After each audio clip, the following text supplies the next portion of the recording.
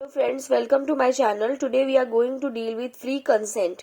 Free consent is an essential element for the validity of a contract.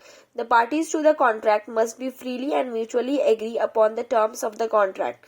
Section 13 of the Contract Act defines consent as agreed to willingness or acceptance. According to Section 14, consent is said to be free when it is not caused by flaws in consent with coercion or undue influence or fraud or mistake or misrepresentation. Coercion. Coercion is a process by which the consent is obtained by threatening to commit an act punishable under Indian Penal Code. In simple word, it means to compel a person to give his assent by force. Section 15 of the Indian Contract Act defines coercion as committing or threatening to commit any act forbidden by law or unlawfully detaining.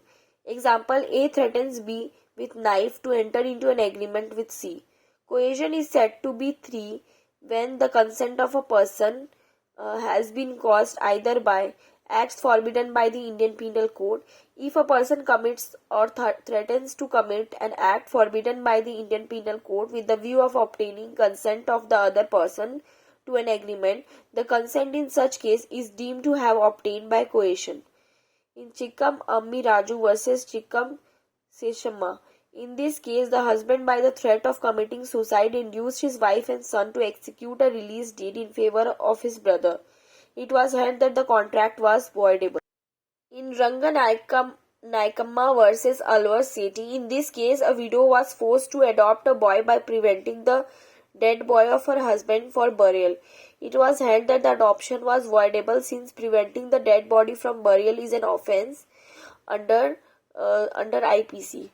Section Point number 2. Unlawful detaining of property. It includes unlawful detaining or threatening to detain any property with an intention of causing any person to enter into an agreement. Effect of coercion. An agreement entered into coercion is voidable at the option of one party. Distinction between coercion and duress. Coercion in India means committing or threatening to commit an act forbidden by law. Duress consists of acts, violence or threat of violence to a person. It includes doing an illegal act against a person, whether tort or crime.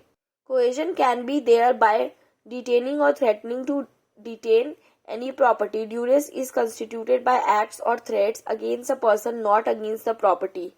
Coercion may proceed from a person who is not a party to the contract, and it may also be directed against the person who is a stranger to the contract. Duress should be proceed from a party to the contract and is directly against the party to the contract himself.